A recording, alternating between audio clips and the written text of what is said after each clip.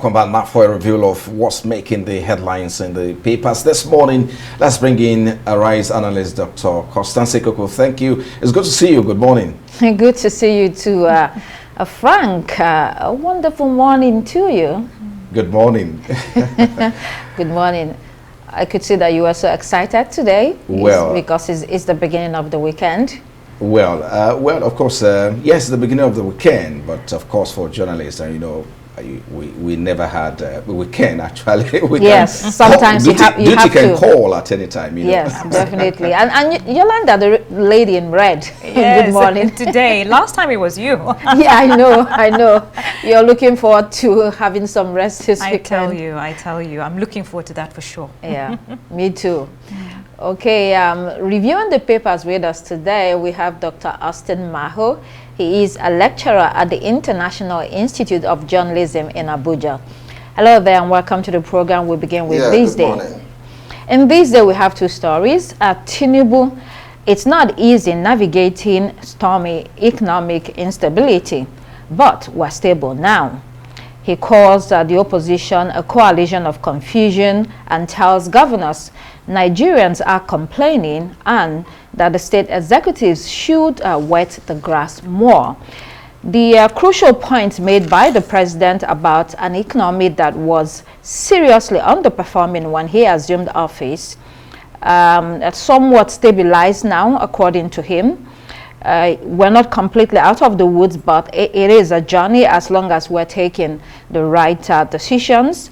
And secondly, to the People's Democratic Party, where the governor of Bauchi State declared that only a transparent convention will turn the PDP around. Here he's right. A lot hangs on this convention, which has been scheduled for November 15 in Ibadan, Oyo State. The party may still have some cards to play, and what it does will determine whether it gets a new lease of life. Dr. Maho.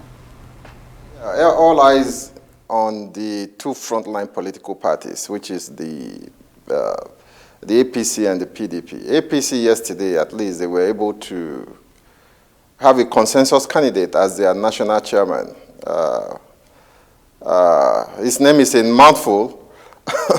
You know, Dr. Maho, Dr. Maho, can you hear me? If you can hold on that national chairman, because we have it coming later. Just let's focus on the economy and the PDP here.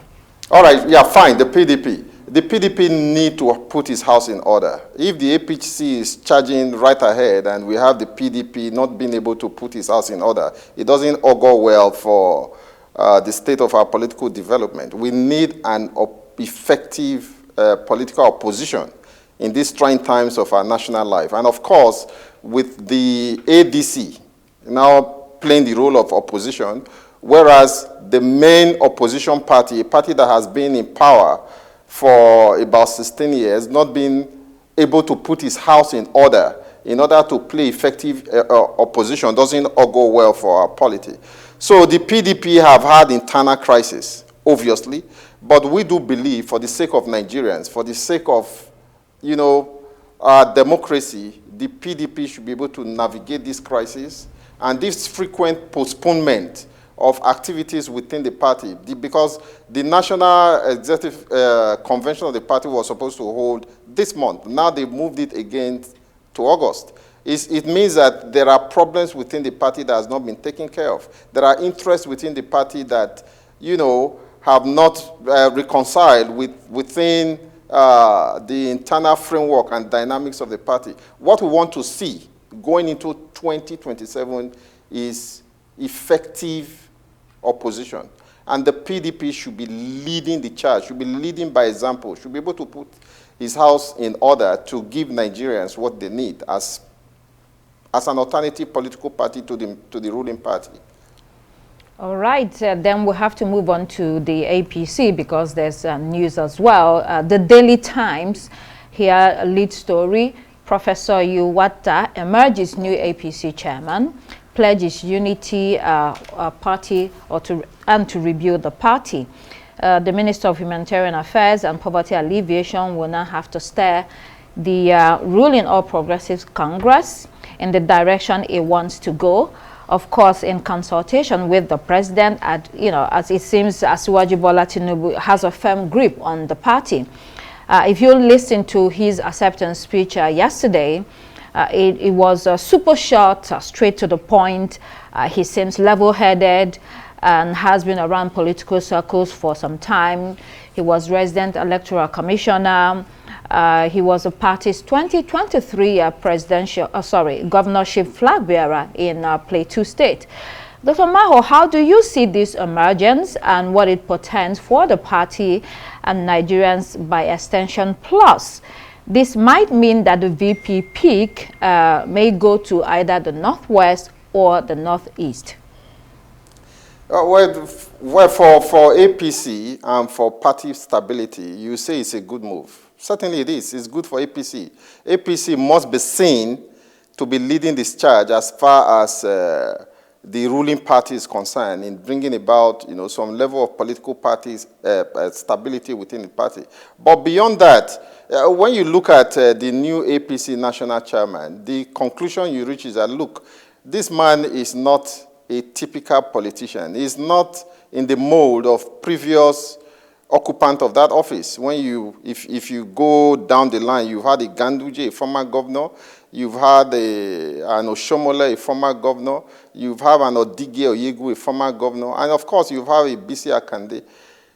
We introduce him as a professor, which means he's not the regular type of politician we are familiar with. But the choice of the party must be respected. All we have to do is to watch and look at the days ahead, whether he's able to confront the challenges of party unification, putting up a common front, preparing for 2027. However, when the story broke yesterday, I did make contact as a journalist and say, hi, this is your new APC chairman. How do you think he will perform? A lot of people still just feel that, look, when the APC holds its national convention in December this year, the likelihood that he will be retained in office is not there, because it's not a typical politician that would be able to, muster that courage to be able to confront the opposition political party. The man is not a talker. He's always introduced as a professor, so he's more an academician than a politician. And don't forget also that Plateau State, where he hails from, is a PDP state. Can he win his state? Can he deliver Plateau State to Plateau State, a PDP state, to the APC? I doubt that. A lot of people feel that he cannot, as a politician, he cannot even, if you look at what happened when he contested for the governorship of Plateau State, that he doesn't have that political clout, that APC needs going into the 2027 election. But we keep our fingers crossed and we watch development as they unfold. A lot rides on his shoulders. Let's see how he takes off. A New Telegraph this morning, Tinubu, other African leaders facing one of the world's sharpest minds, according to experts, said they must show up with their continent's best negotiators. Trump rates Nigeria high, eyes African gold, cobalt, lithium, others ready to reject bailout, other aid requests from President Tinubu.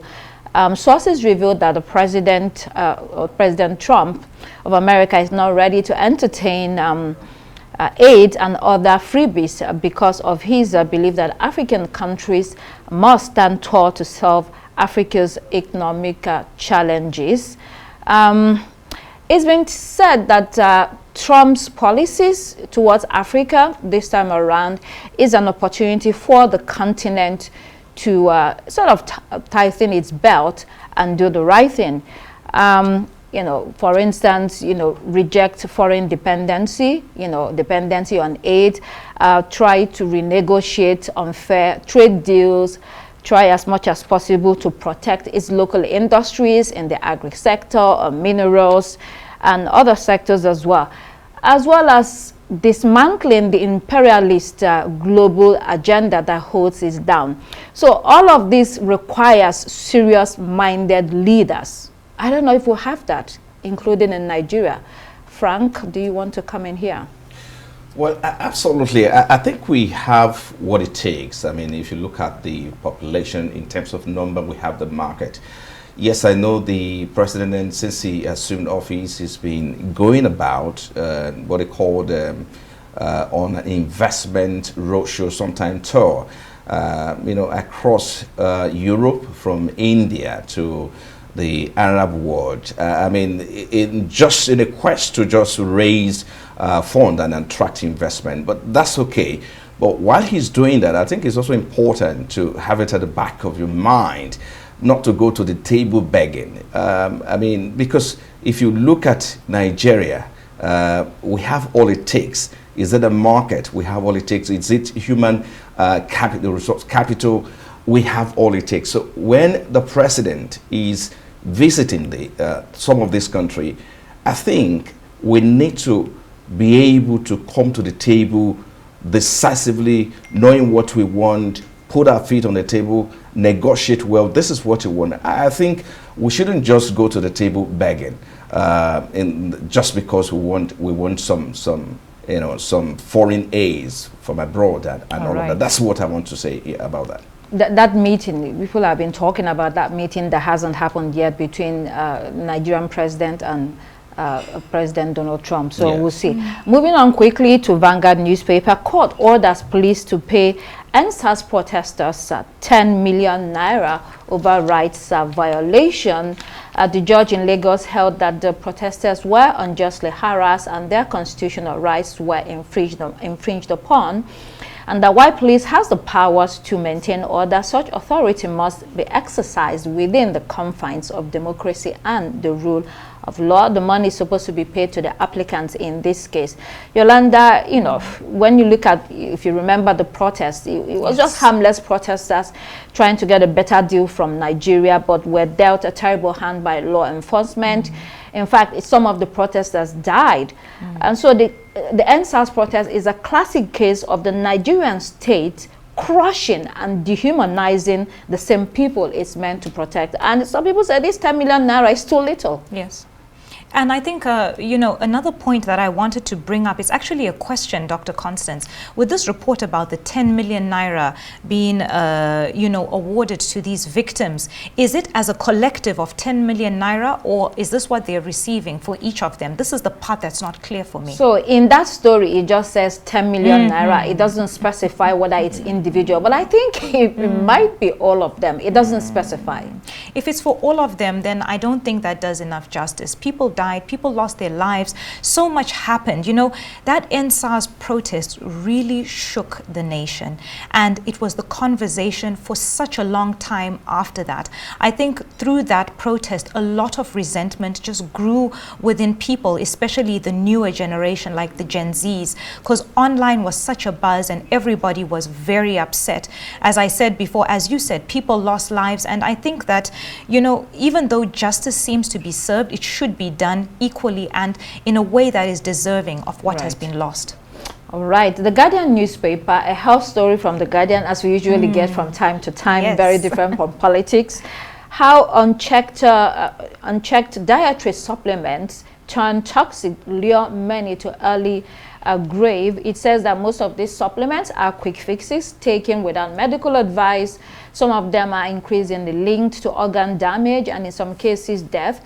In fact, this article shares with us the story of a pregnant mother who lost her baby not long after birth. Why?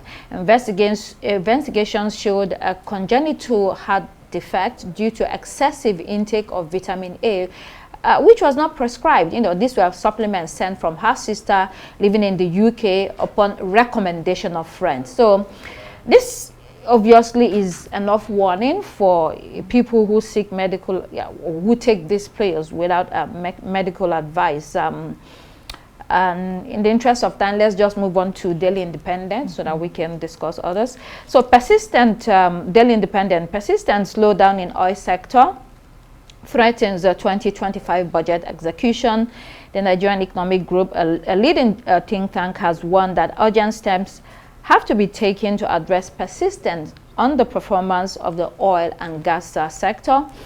Well, yesterday we shared that report about a 43% rise in federal government revenue in Q1. Obviously, that's not sufficient, but the point here is that that trajectory will have to be sustained as funding remains a struggle. Dr. Maho. Yeah, when I look at that story, I just remember what the president said yesterday during the NEC meeting of the APC. He said the economy is stable now. So who do we believe? If the president said the economy is stable now, and you hear the Nigeria Economic Group saying the economy is actually slowing down as a result of volatility in the international oil price. In any case, the verdict is there. As citizens, we have to look at the fundamentals of the economy. And the basic question is, what was the projection, oil benchmark projection? We have an oil benchmark projection of about $75 per barrel. And what's the cost of oil today? Is in the average, irrespective of the crisis, the recent crisis in the Middle East, is on average about $65 per barrel, which is below our oil benchmark. Then we had a projection based on the 2025 budget, an oil production projection of over 2 million barrels per day. But what are we producing today? If you look at crude oil production and add condensate, like they always say, it's not up to that. It has never hit that target, at least in the last 2 years, which shows, again, that the fundamentals are not right. The projections are not right, which means that the economy is bound to slow down. So those at the top can say the economy have stabilized, but what we see is different from the reality we see is different from what we are hearing from the presidency. Okay, let's move on quickly to Business Day. Enugu electricity tariff sparks nationwide call for lower rates. That story loggerheads between the states and the federal government on tariffs. That's a big story. In fact, when we pull up the Punch newspaper, it also has it. There it's talking about the federal government is telling states to slash those power tariffs, or that since they have slashed it, that they have to pay subsidy. So they haven't finalized. They're still talking about that and having meetings. Another story in the Punch, post-NEC meetings, APC, PDP set stage for EPIC 2027 face-off. A couple of other stories there. But let's move on to Daily Trust. I have Daily Trust this morning. Tinubu marginalizing North in resources allocation, according to Kwankwaso. Then we also have applications for new parties hit 144. And then Daily Sun this morning, 2027 PDP will give APC fight of its life, according to Bala Mohammed. Tinubu charges APC governors to join forces against country's woes.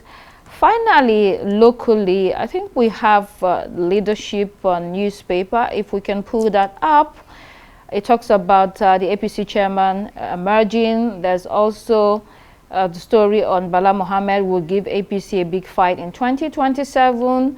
And then also that story on tariff NEC rules against Enugu State. Then international headlines. Now, Daily Graphic, mid-year budget review.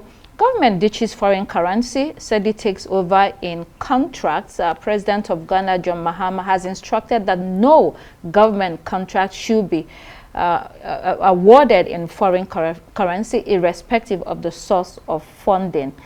Yolanda, Nigeria suffers from similar problems. Dollarization, it's talking about here. Even some businesses here quote their products in dollars when the legal tender should be naira.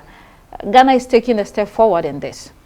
Yes, and well done to Ghana. I think this is not only this is not the only step that they have taken in this direction to be off the dependency that they have on expatriates and on the international community. If I can remind you, recently there have been a crackdown on these illegal minings by the Chinese and many other things that they have done to try and protect their resources from being plundered by the West. So truly well done. I hope that other countries like Nigeria Nigeria can follow in the same footsteps, but it will be a very, very difficult road ahead. Difficult indeed. South Africa, we're going to now, which is the paper, The Citizen. Crime rot is from top, according to this report. The justice sector in SA is run by those who are corrupt, incompetent, and politically exposed.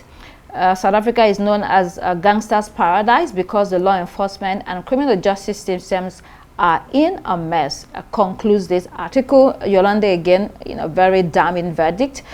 We know that the police chief, Senzo Mchunu, is currently on compulsory leave facing a probe for alleged wrongdoing. Very quickly.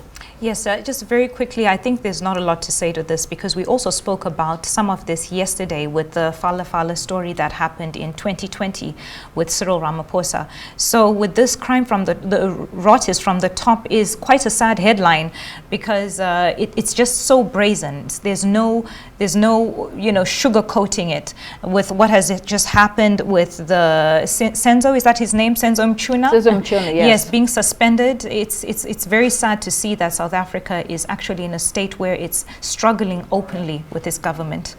Yeah, we've really run out of time, but the Guardian very quickly talks about the war in Gaza in the Guardian newspaper, saying that something needs to be done about that.